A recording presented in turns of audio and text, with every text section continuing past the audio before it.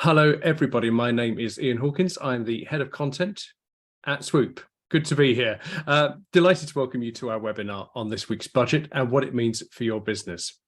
Some housekeeping before we get underway. First of all, we really welcome questions today, but please put them in the Q&A box. If you put them in regular chat, I am going to miss them. So Q&A is where they need to be. If you have a question, we will do our best to answer it in the time that we have. The chat box is where you can drop us a message if you're having any technical difficulties whatsoever, because my colleagues are sitting quietly in the background. Any problems at all, they will leap into action and make sure that we are audible and visible for you once again. My experience of Zoom is that if you have a problem, come out of the meeting, go back in again, and that almost always solves your problem. In any case, this meeting will be recorded and posted on swoopfunding.com. So if you would like to watch again or recommend us to a friend or a colleague, that is where we will be.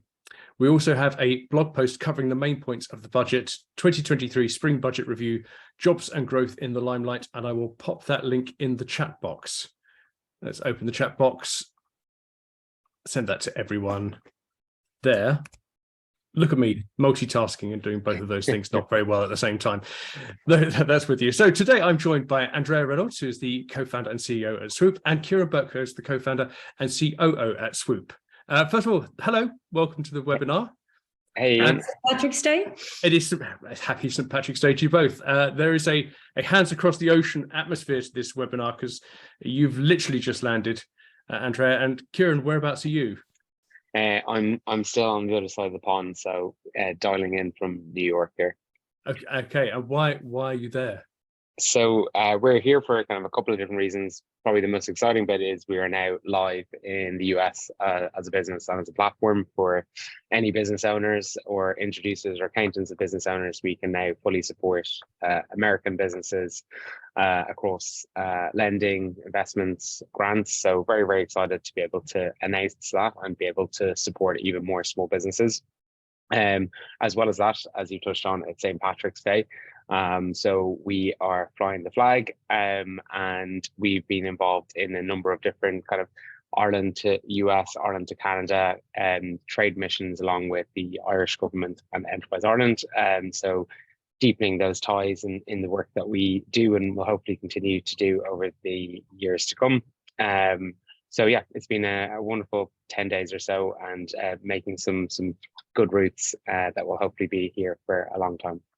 Excellent. As you can see, I have a little green halo put on just for the this occasion. Is very dark green. Yeah. Okay. Right. Let's talk about the UK budget, though. That's what we're here for. Andrea, we've just had a budget and a bank failure in the same week. What does the big picture look like from where you're sitting? Yeah, so I think it's good to touch on this budget and just generally the overall macro economic environment. The first thing to say is it's less gloomy than the autumn statement. So technically, we are not going to go into a recession in the UK, which is good news. And secondly, we're just expecting contraction of growth at around 0.2% and then growth of around 2% in 2024. So that is a lot less gloomy picture than we would have had. They're also expecting inflation to drop at a faster rate than they had initially anticipated. So all of that is good news. People will have heard, of course, of the bank failure in Silicon Valley Bank, and also just a bit of financial instability that's causing in the US in particular. And then we've also had some question marks over Credit Suisse here in Europe. I think the one thing I will say about this time around versus 2008, they are chalk and cheese, black and white, thanks to all the regulations that were put in place from 2008 onwards. Mm-hmm. Actually, the main banks are all banks that fall under regulatory regime are all in a much stronger position, very strong liquidity. And that is why you would have seen the European Central Bank feeling confident enough to raise interest rates this week. So we'll be checking out and waiting to see, does the Bank of England actually need to raise interest rates next week? Their latest decision will come on March 23rd. But given the picture that inflation is dropping faster than they'd anticipated, we might start to see an easing off of interest rate hikes. Even when we see them, I think it's important to say to people that this is a temporary measure. This is a tool that they use, and they are anticipating being able to reduce interest rates in 2024. Overall, there will be a tightening of credit conditions within the market over 2023, not just due to the bank failures, but also as interest rates are being hiked, you always see a tightening of credit conditions. So if you or any of your businesses need funding, I would suggest that you get on with it, because things will get a little bit tighter as the year goes on. But overall, less gloomy than the last time we were sitting around the table. It's the old story, isn't it? Go find that funding while you can, not when you go find it now, not when you need it. Yeah. I never like it when people say it's technically not a recession, because that doesn't sound like a glowing stamp of approval. But Ciaran, what about from your side? Yeah, I suppose just kind of touching on some of those points that Andrea was mentioning. Obviously, we've been here, as I said, for the last 10 days or so have kind of seen the US reaction to markets here, and there were naturally a very nervy sentiment, kind of particularly last weekend with the Silicon Valley Bank news. The exposure in the US was far greater to the UK in terms of the types of businesses that they were banking and supplying credit into. I think when you analyze that a little bit deeper, it wasn't wider market trends that impacted the issues that bank was having.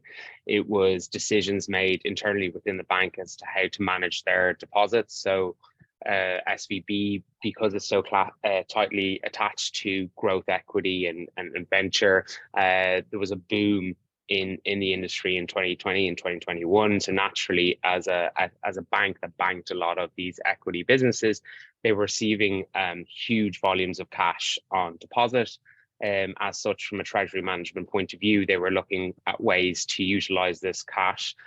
However, it seems on analysis that they decided to take a very large proportion of this cash and invest it in kind of a singular mortgage-backed asset over a 10-year term. And probably without the foresight of seeing what would happen with regards to inflation, Ukraine war, so on and so forth, that the returns that they were expecting were completely crippled by what the backdrop of what was happening. And as such, we're having to scramble to make up this loss and ultimately becoming insolvent. But that was internal issues of their decision making as opposed to wider market impact. However, that being said, because Silicon Valley Bank was sitting on just over 200 billion of deposits and assets, the ripple effect in terms of people had those deposits within the US, there was only guaranteed up to $250,000, and the impact of those businesses that couldn't access those deposits or couldn't access credit facilities associated with those deposits was that it could impact wider and cause a run on the banks. You could already see about a week ago where you had these mad long queues at ATMs at various different regional banks. And I think the market, and certainly within the VC world, breathing a big sigh of relief on Sunday night when the Fed stepped in and said, look, we're going to guarantee the deposits of not only SVB, but Signature Bank, which meant that at least all those people had the peace of mind that they could make payroll and they could access their funds. However, we did see still some impact on the confidence side and a lot of a yo-yo effect on the markets here all throughout this week, where it has been up and down. So a lot of the time, the frustrating thing can be the impact of these things aren't actually on a wider macro environment from an economic standpoint, but actually it's the impact that they can have on consumer confidence and how dangerous that can be to an economy and a banking sector. So I think challenger banks, regional banks are all suffering because they're not seen as premier or best in class. So what we'll probably see is a shift to all the tier one banks receiving huge amounts of cash, both sides of the Atlantic. But ultimately, as a kind of Andrea is alluding to, the wider economic analysis is unemployment continues to stay low. Growth seems to be achievable, and inflation is being curbed in most economies. So the backdrop is there to get us through, and banks in the main are kind of well capitalized and well structured. So yeah, it has been interesting, but hopefully calmness can be restored over the next couple of weeks. Right. So everyone's sort of pulled themselves in and has gone into a panic, and hopefully people will be spreading out and relaxing, going back to the chunky banks a bit. Okay. The headline for the budget is jobs and growth. That's been what this is all about. This is what the Chancellor really wants. Andrea, do you think the budget is going to help SMEs drive jobs and growth in the UK? To be honest, I don't think there was much in the budget. I would say it was a really uneventful budget. I think that was probably intentional, but there wasn't much in there. But yes, we will focus on what is in there. And yes, the intention is to drive more people back into the workforce, and that's through improved measures, both from mothers returning to work. So you will have seen packages around childcare, but just to mention that new childcare package won't actually come into effect until April 2024. So not much for this year. There are elements in terms of improvements for those with disabilities that want to come back into the workforce.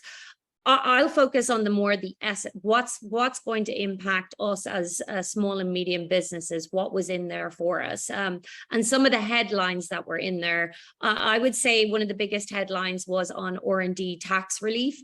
This was a huge blow to any of the innovative community in the last budget. And I think it's a little bit of rebalancing by the government. I think they realized they were a bit too aggressive in their cut. So if I take that one first, so R&D tax relief, it was, you were typically, if you were a loss-making business and you were submitting for an R&D tax credit refund, you were effectively getting a rate of about 33% return. So for every pound spent, you were getting an effective rate of £33. That then was cut in the autumn statement, where you're now getting about 18.5 pence per £100 spent. The announcement, there was two announcements in the budget this week. The first was if you spend, so if more than 40% of your overall expenditure is on R&D, they've enhanced the relief. So instead of getting 18.5 pence per £100, you'll now be getting 27 pence per 100. But you have to note, this is for very R&D intensive businesses, so 40% of your expenditure, and you have to be loss making. This is not available to those who are actually in profit. But there's a few small print ones that are super interesting that I wanted to mention. The first is in the autumn statement, the government said, under your R&D claim, you are no longer able to include overseas costs. Now, for most R&D businesses, they're collaborating with organizations or people in other territories. So you will have engineers in other territories. You might have a partnership with for clinical trials in another country. These were going to be excluded. They've actually retreated on that, and they're saying actually we'll defer that exclusion until April 24. So now you're able to re-include what you thought you were going to have to exclude in 23, you're allowed to put back in. And so that, coupled with the autumn statement, also announced that you can include cloud data costs are now in scope as well. So a little bit of evening out, but just to say they're going to continue tinkering with the R&D claims, because they're trying to combine both the large enterprise version and the small enterprise version. And then administratively, just to point out to everyone, there is a new process coming on April 1st. You are going to have to submit an additional form with substantially a lot more information than you have in the past. They're trying to reduce the number of those claiming that shouldn't be claiming. So that's it on R&D. I'll quickly touch on capital allowances, and then Ciaran, you can run into the other aspects of it. Again, probably the biggest headline grabber at this budget has been what's called the full expensing. So we knew that the super deduction was ending at the end of this month. And there was a statement in the autumn statement, they said that they were making permanent the annual investment allowance of up to 1 million. So if you have expenditure on qualifying capital items, you you still have that 1 million allowance per year. So whatever you are purchasing in that year, if it's a qualifying asset, you can write off 100% against your taxable profits in the year that you purchase it. So then people are asking, well, if that's in place, what does this full expensing policy mean? And truthfully, this full expensing scheme that's just been announced is really only applicable to about 7,000 businesses in the UK who have capital expenditure over the £1 million allowance in any given year. So again, you're able to fully expense your qualifying asset expenditure in that year. Just quick note, cars do not fall under qualifying assets. They fall under the 50% allowance band, but lorries and vans fall into the qualifying. We always get asked on that one. So that's essentially the headlines on the capital allowance. It sounds great. It'll impact about 7,000 businesses in total. Okay. Ciaran, what's... Yeah, it was more just a comment on the, you were mentioning on the jobs piece earlier, Ian. And I think, as Andrea said, a lot of the headlines about this is a budget for jobs, for growth. And the undertone was like, we're getting people back to work. But I think, frankly, from an SME standpoint, it's rather disappointing. I think, again, probably not unique to the UK industry, but there's a huge dearth of jobs that cannot be filled, to the tune, I think, of up to like 1 million jobs still need to be filled, particularly in hospitality industries, service-based industries. And we don't seem to be able to turn the dial on it. They mentioned kind of 3 particular schemes. One was maybe to lure people back from being able to put more into their personal pension. But when you run the maths on it, this effectively 99.7% of people still hadn't hit that million cap. So the 0.3% is probably not going to shift the dial there. As Andrea touched on, the childcare, warmly welcomed, but doesn't start till April 24. So again, not going to shift the dial of getting people back. There's this kind of branding of return shifts for people over 50, but again, there's not much depth to it.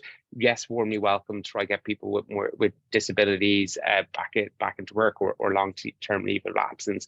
But again, what you've got a huge gap of jobs to try and create and get people back in. I just don't feel that there hasn't been enough depth in thinking of how to do this. I think as a country, it's really suffered because of the lack of free movement of labour since leaving the European Union, and there has been kind of talk about getting more specialised visas or of getting people in. But again, we look at that visa scheme; it's incredibly cumbersome in terms of trying to get those talented individuals in. And I think just a general comment from an SMEs perspective, it's quite disappointing that I feel they could have really focused on this area and done something a lot more to help, because as a small business owner, your people, your employees are your lifeblood, be able to add to your business. And I just don't think there's enough in there, which is a bit disappointing. So yeah, just a comment on that. I can't see too many bartenders and waiters being delighted they could put an extra £20,000 a year into their pension. I don't think that's going to happen.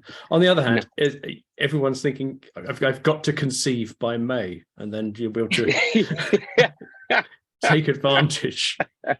Baby boom coming. I'm not sure it works quite that straightforwardly. Will they be known as the pension babies? The pension boomers. Just on pensions, again, it's in the small print of the budget, and it will be coming in autumn, and it is a good news story. I'm trying to bring us all back up. Okay. So the good news story is the government is working on unlocking pension investment funds to be able to invest in innovative UK businesses. This is a tactic that's been used by other countries for years. Could never understand why the UK hadn't done it, and that should really unlock some more growth capital into the UK market. So we're expecting a really important announcement on that in the autumn, and that was mentioned in the budget in the small print. So I'm just bringing us all back up again, Ian. Excellent, fabulous. Keep us going, Ciaran, with energy, which I know has been a big cause of concern for businesses all over the UK. Prices are coming down, aren't they? Yeah, so like again, there's definitely a positive on that side where the pricing landscape is completely different to 12 months ago, and it's completely different to 6 months ago. And in essence, in reference to this particular budget, they've decided to carry on kind of status quo with the energy price guarantee scheme for the next 3 months, and at that 2,500 rate. So yes, that is definitely good news. It's just continuous status quo. Like, so when you log into your Eon or your EDF, you'll automatically see those discounts being applied. One random thing I will highlight here is we ourselves have the amount of fraud attempts I've seen come through our inbox trying to defraud us, pretending to be Eon, and it's very creative in how they do it. So just a word of warning to any business owners out there. I've nearly fallen foul of it a couple of times myself, and it was only cross-referencing with members of our finance team that we were able to ascertain that they said. So there is a lot of fraud in that space. So just a word of warning. On the energy side of things, I think as a small business owner, what we've always championed as well is understand when your contract is about going out to date. As we've always said, as a small business owner, every contract is unique. So make sure you use the time to negotiate and get the best possible deal. So right now is a very good time as prices are completely different to what they are before. So make sure you jot down when that expiry date is, and be sure to shop around. And what we're experiencing on Swoop is business owners are now getting cheaper rates, which is fantastic, because we had some nosebleed scenarios not so long ago. Obviously the government's tactic is extend for 3 months, but if you think of that from a calendar point of view, you're going April, May, June, you're getting into those hotter summer months. So it's not as relevant to a small business. So make sure you use this kind of April to September window to lock in your new rates and get all those new contracts in place before you get back into that kind of autumn winter cycle, which is when the energy element is going to be most crucial to your business. So it's just vitally important you understand when your contract is about to expire. You set the reminder and you make sure to shop around to get the best possible deal for your business, because if we're in an environment where gas prices are continuing to slide, take advantage of this and ultimately try to lock something in that's going to be able to manage your cash flow much better, and beware of fraud. And beware of fraud. Okay, lovely, thank you. Let's think about investment zones. We've been promised 12 new Canary Wharfs. Country. Yeah. I've been through the old Canary Wharf. I'm not sure that we need another 12 of them, but investment zones were introduced by Liz Truss, then they went away, and now they seem to have come back. First of all, what's Liz the attraction?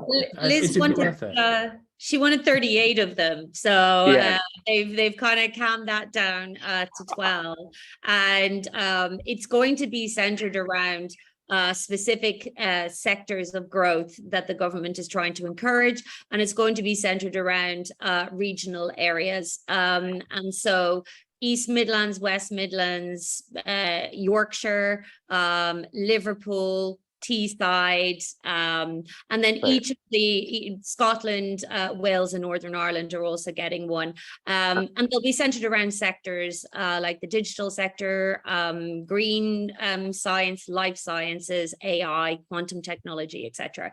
But why are these interesting? Well, if you're a young business and you're starting out, it's always good to look at investment zones, because what are you getting there? Well, you're getting tax reliefs is the main part of it. So there's basically business rate relief for at least 5 years. There's national insurance relief, so if for employees up to £25,000 for 36 months. There's also a different stamp duty relief.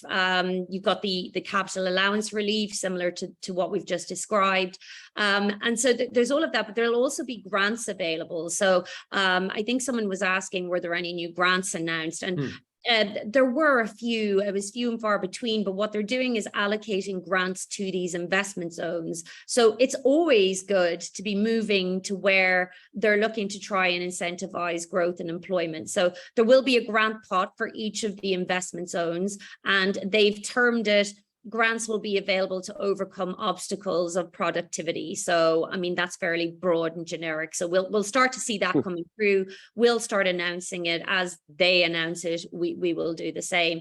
The only other upside on the grant side as well was there was an additional allocation into the charity sector. I think that was probably the other thing. Ciaran, I don't know if you have anything else. Just on the investment zones. One thing, because obviously something that's happened the last couple of budgets is we've taken our corporation tax in the main from 19 to 25%, which obviously is a bit of a big difference. So with these investment zones, there's going to be reduced corporation tax for business located in those zones. So it could be a strong incentive. But yeah, as Andrea said, the main thing is to identify if you're one of these 5 sectors. And I think we had a couple of questions around creative grants and things like that. Creative industries is one of those target sectors as well. So check your sector status, check whether you're in one of the 12 zones, and kind of do the sums to see if any of kind of the funding, this business supports, or ultimately does the corporation tax rate incentivize you to move or set up a new business in those areas. And if stamp duty's gone, that's going to encourage people to be buying as well, isn't it? So within the investment zone, so it'll be centered around, yes, you're there to acquire a commercial building or that sort of thing. It would make sense. Okay. We know that VAT, national insurance and corporation tax plans have remain unchanged. And we know that corporation tax is going to go up for businesses with more than £50,000 in profits. So that hasn't changed since the autumn. What's your view on what the effect of that will be? Yeah, to be honest, despite the rumblings from various parts of the Conservative Party, it was fairly obvious they weren't going to budge on this one. I think what they're trying to do is maybe reduce the impact through the expense, the full expensing capital allowances. But they claim that 70% of businesses will not be affected by this change, that 70% of SMEs are below the 50,000 profit threshold. It's important to say that it's marginal relief. So it'll be a marginal rate from 50,000 to 250,000. We will send a link on the HMRC calculator on that. But once you get to 250,000, you're then into the full 25%, which is a huge tax burden. It's the largest tax burden in decades for SMEs. And that coupled with freezing national insurance allowance, that coupled with reduction in your capital gains tax allowance if you're a director, that's a significant one, and a reduction in the dividend allowance as well, down to £1,000. So it's a huge hit. Let's be under no illusions here. It's a huge hit. We're all just going to have to keep our heads down and try and deal with this in addition to everything else that's been thrown at us. But as I say, you can then you're just going to have to be a bit more sort of thoughtful and think about, is there an investment you want to make so you can actually use the capital allowance deduction to get you below that 50,000.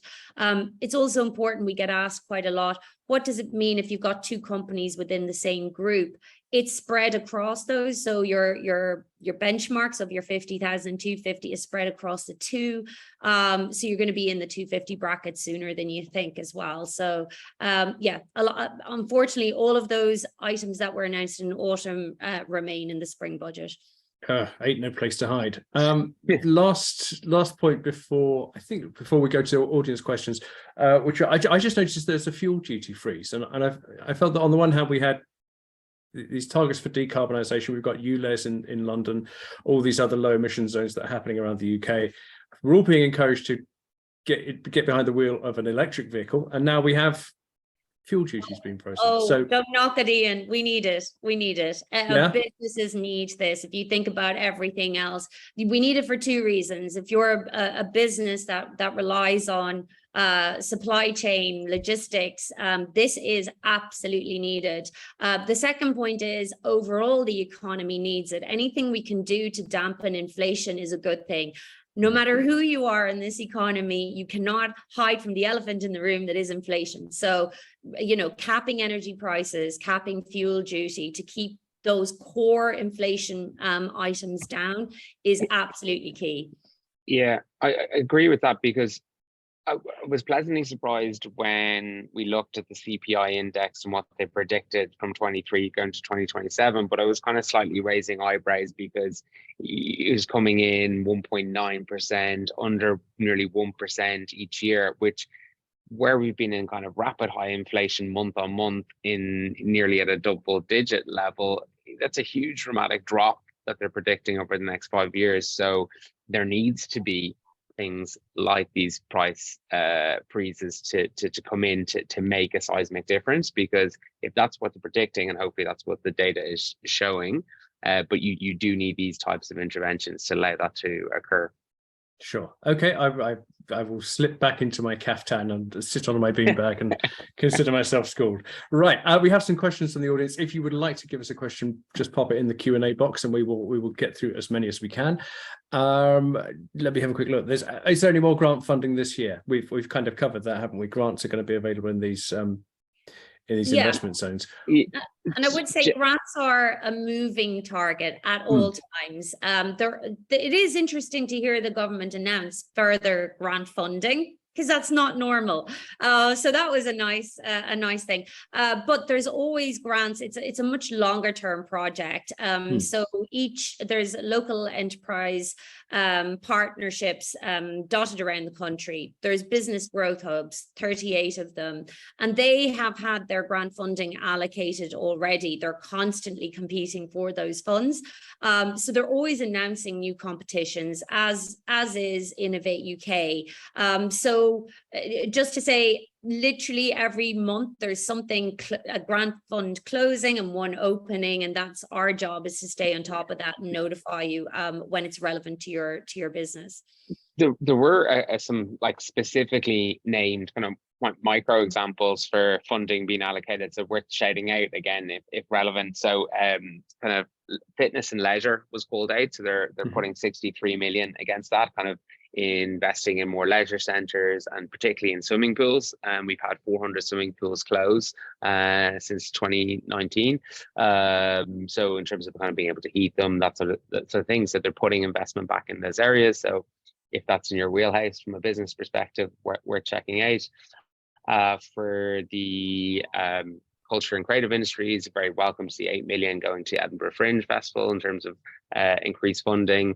Artificial intelligence has got a huge amount of plugs throughout the budget in terms of a clear strategic investment. They've released a new sandbox so that you can work against AI from a regulatory standpoint,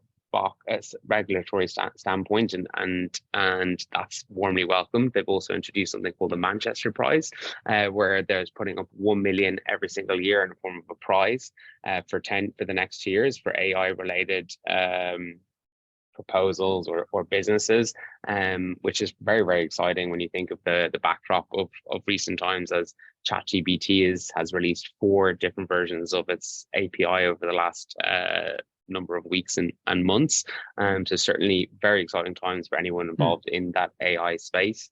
So yeah, and then as Andrea said, just log into swoopfunding.com/grants and you should be able to keep up to speed on all the different grants that are out there and available. I knew the hard sell would come eventually. There was you've answered the question already about the support for grassroots businesses and creative sector in Scotland. That is that money for the Edinburgh Festival, isn't it? Well, no. Well, there's that additional Edinburgh funding, but actually just in general, if you are a Scottish business that is in creative sectors, there are a number of different funding available to you. So Creative Scotland have an open project which can fund up to 50,000 to support creative projects in Scotland. Creative Scotland have regular funding programs for organisation groups and individuals. You get up to 100,000, so that can include music, film, and visual arts. Creative Scotland Arts and Creative Industries Research and Development Project provides up to 100,000 of funding to support research and development projects related to arts and creative industries in Scotland. Creative Scotland Cultural Leadership Programme. So this programme provides up to 50,000 of funding for individuals and organisations to lead and develop cultural projects in Scotland. And last but not least, you have the Scottish Arts Council, and they provide a range of grants and programmes to support creative projects in Scotland, including creative works, research and development, and business support. So I think if you are a creative business in Scotland, there is definitely plenty of options for you to check out and get stuck into, as well as the additional 8 million that's been attached to the Edinburgh Fringe Festival as well. I was going to say the Edinburgh Fringe is not the only story. Exactly. Although accommodation for the month is going to cost you about £8 million these days. Yeah. Okay, we've got a question here from Drake who asks, are there other qualifications for R&D intensive companies other than that 40% of total spending? Isn't the status under current rules dependent upon specific types of R&D activity, such as academic research and patentable IP? I don't know if we've had a chance to look at the specific rules on that. Yeah, well, I suppose you've got lots of things that can go into that R&D expenditure. One thing that got introduced in the last autumn statement to consider is your investment in your kind of hosting, so your Azure bill or your GCP or Amazon Web Services, your investment in people relating to R&D, whether that's in product and design and engineering. All those are to be considered, as well as the research, creating IPs, patents, whatever that might be. And it's not just in technology, but it's investing in processes as well, which is important to call out. So there's quite a wide range of it. I don't know, Andrea, is there any others that kind of come to mind from your point of view? Yeah, I think just we have covered what the changes are from the autumn statement, and the change has been around R&D intensive businesses, which is what Drake is referring to. So businesses that are involved in academic research right through to development phase. But those are the key changes that were there from the autumn statement. Okay, got a question here. Are there any changes of support for the hospitality business? We know that we were talking earlier about the visas, perhaps, but is there anything else? Cheaper pints. Right.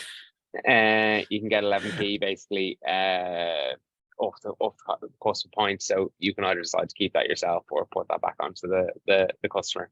That's probably the main one. Obviously, energy is a big factor when it comes to hospitality. So like I was saying earlier on, the current scheme will continue as normal for the next 3 months. But if you are in a hospitality business, energy obviously plays a big role in your overheads and your cost base. So make sure you're locking in the best possible rates. And then, take advantage of the cheaper points by either putting it in your pocket or the customer's pocket. While we are, sorry, yes, Andrea. Yeah, I would also look to utilize the returnships program as well. Finding skilled staff to come into your restaurant or pub, it's hard. So the returnship scheme might be another good route for that.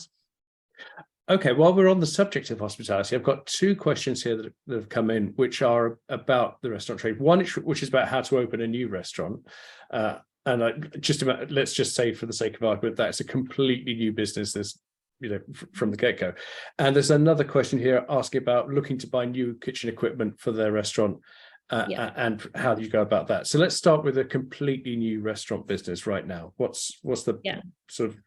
If it was me and I was starting a new restaurant today, there's a couple of things I would do. First of all, depending on the location, I would look to see who's my local authority, who's my business hub, see if there are high street regeneration grants that are available. So you might actually get grant funding towards the refit out of a premises if it's on a high street that they're trying to regenerate. The second thing I would do is I would go for a startup loan. You and if you have other founders in your restaurant are entitled to get up to £25,000. First 6 months capital repayment holiday, 6% APR. You can extend it out for 6 years. It's how we started Swoop, so I always recommend that one. Then thirdly, I would be looking at asset finance, and that's kind of what we've been talking about today. So looking at your expenditure for your fixtures and fittings, your equipment, some of that will fall under the qualifying expenditure where you can fully deduct it as an expense in your first year, to basically, hopefully you're going to be profitable, but you can get that tax relief as well. in terms of actually equipment for restaurants, this is a time when you see tightening of credit and when you see higher interest rates, what we see is a huge shift towards asset finance, because it's the cheapest form of finance to get your business going, less risk attached to it because the charge is on the assets itself. And this is where asset finance lenders really start to deploy funds. So there's no tightening there in that space. So I would say asset finance is a great one for you as well in terms of the fixtures and fittings. But I would start with, is there any grants available that can help me? Because the way the grant schemes work is they will say, oh, for your project cost, we will give you 30%. They will never give you 100% of the cost of your project. So you could marry that high street grant with some asset finance and reduce your overall cost of capital. So those are my if I had a checklist, those would be my first things that I would start to do. Right, Ciaran, have you got any fries to go with that? Boom, yeah, but yeah. So what I would go for some loaded fries. I would also have a look. There's a wonderful website called businessesforsale.com. So if I was thinking about opening a restaurant, as Andrea was saying, I would look at location. I would potentially see any businesses that had the kind of type of unit size that I wanted, that I could potentially purchase, and I would look at structuring that with some secured finance, maybe a commercial mortgage. The reason I'd probably look at commercial mortgage is because I can get the lowest possible rates, and I can stretch it out over the longest possible period, maybe 20, 30 years. And also what we see for first-time restaurateurs is actually acquiring a unit in a space can be the most challenging bit of getting up and running, because as a first-time tenant in that unit, landlords cannot be so kind of excited to get you in. So sometimes we can see some potential great restaurateurs with great concepts not being able to get into the units that they want. So actually going and purchasing a unit kind of bypasses that potential issue. So from my kind of other element, I would be utilizing things like businesses for sale to check out what's on the market, and utilizing then the commercial mortgages to be able to go and purchase that. And again, if there's assets that you're acquiring in through that purchase, you potentially can leverage them as enhanced securitization as part of the deal. Okay, great. Another question here on R&D, which is, can you access R&D as a service industry? If so, for what activities?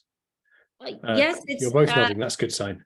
Yes, if you're the technical description says if you are overcoming a technical challenge in service or product, so you're creating a significant improvement in service or product. Now you have to show that it is something that you can't buy off a shelf. There isn't a quick alternative. Is it a process that you've developed that you're able to show is automating services, etc.? It's important to say that HMRC is really clamping down on what you would call a soft claim. Is it genuinely a claim? And that is actually when they made the announcement that they were reducing the tax relief, they said, oh, a lot of it has got to do with claims being made that shouldn't be made. So you've got to be very careful, but we're happy to look at it for you and give you some instant sort of tips on it. But the key question you have to ask yourself is, are you overcoming something that is technically challenging? So you cannot just go out today and find the equivalent of it. Okay, useful. Ciaran, anything to add on that? No, I think Andrea summed it up perfectly. Said I've done that. There's a question here, which is about the capital allowance of 100% in your first year and then the next 3 years. Does it ultimately mean it's 4 times allowance claiming? What is this capital allowance of? No, it's in the first year. Explain that to me. You don't get it every year. You get it in the first year that you purchase the asset, and you have to have purchased the qualifying asset. So for example, if you put the deposit down and the title deeds haven't been passed to you in the tax year, you can't claim for it in that year. So it's on your first year of purchasing. And by the way, it has to be new and unused assets. It's where you have plant equipment and cars in leasing, it doesn't fall under this. So you're acquiring the assets in year one. You get to write off your 100% expense of that asset as long as it's qualifying. Most items are qualifying.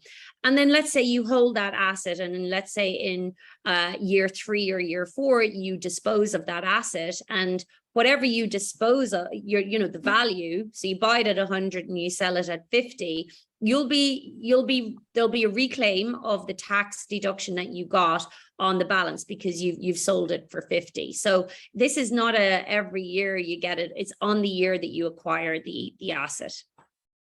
Okay. But an important one in context of corporation tax going from 19 to 25%. And if you're looking for ways to make sure that your corporation tax bill stays below that 50,000 mark, it's something very much to be aware of. And is there strategic capital assets that you can purchase in your business that can help that scenario to keep you in the 19% tax bracket? Okay, we've just had a question from Marie Stedman, who said, how can we run something past you? You say run it past our people and we will tell you. So how can people do that? Yeah, just register on the site. We have an R&D team that can give you help and assistance with, do I have a claim? I'm thinking I have a claim, or don't know. We're happy to have the team talk to you. Okay, lovely. So hopefully that answers that question for you, Marie.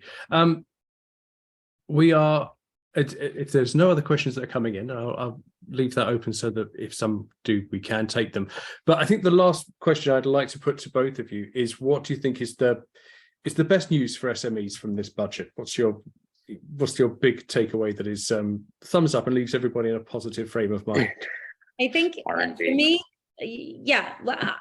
for me, it's not actually the news of the budget. It's actually the news of the overall economic climate in the UK. That's the best news for me. The best news we can have is inflation is on its way down, and we're going to get back to 2% target, hopefully by the end of 23. We should all be praying and hoping for that, because once we get inflation under control, interest rates will start to come down. When interest rates start to come down, you have more liquidity in the market, and we'll see a growth spurt happening. So the good news is we're not technically going into recession.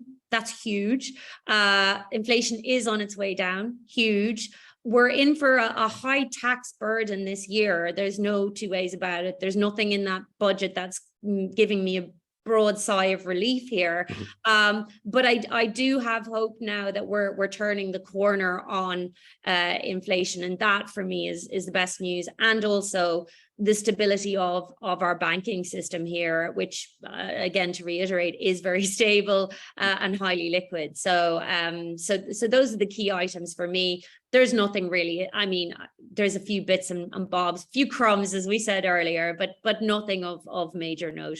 Yeah, and it's not 2008, which is a useful thing to keep in mind. Really important. Yeah, Ciaran, anything positive that you're going to be taking away from today? Yeah, I think obviously echoing what Andrea said, but the R&D element is really interesting, particularly whereby you can look at R&D investment in overseas and have that included for the next year, while they kind of amalgamate the R&D schemes across big and small, and coming up with one scheme going forward. So that's kind of warmly welcomed. However, as we said, it is challenging to try to get to that 40% R&D expenditure, so you can get the Brucey bonus of 27% extra.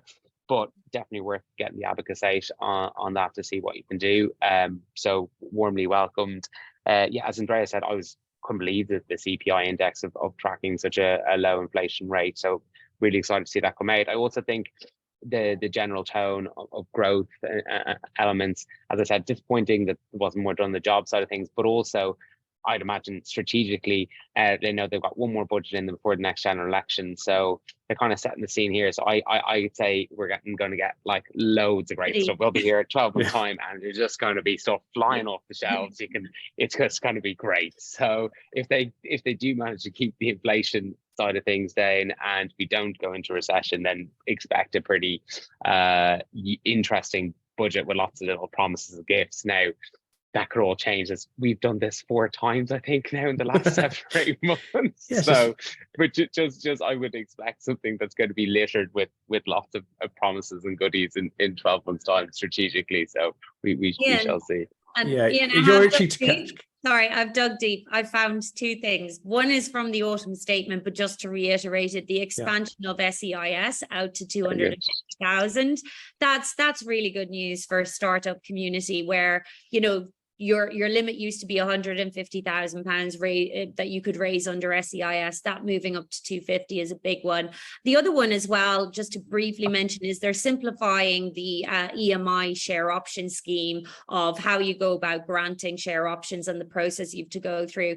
And that was something that's been a real headache for businesses that use those schemes. So that was good news as well. There's two items I could come up with. Okay, so a couple of reasons to be cheerful from both of you. So thanks very much indeed. Well, I think at this point we're gonna call it a day. So thanks very much indeed to you, Andrea and Ciaran. Enjoy the rest of St. Patrick's Day. Ciaran, I enjoy people who've never left Brooklyn telling you that they're as Irish as you are. And I don't know if you've got surrounded by lots of Irish people up in Milton Keynes. I don't know. I'll go out and see, but see. They'll all come out the woodwork. All right, then. So certainly not New York. Put it that way. Yeah. All right. Thanks very much. Right, lovely. Thanks very much indeed, both of you, and enjoy the rest of the day wherever you're calling from. Thanks for joining us today. Bye. Bye.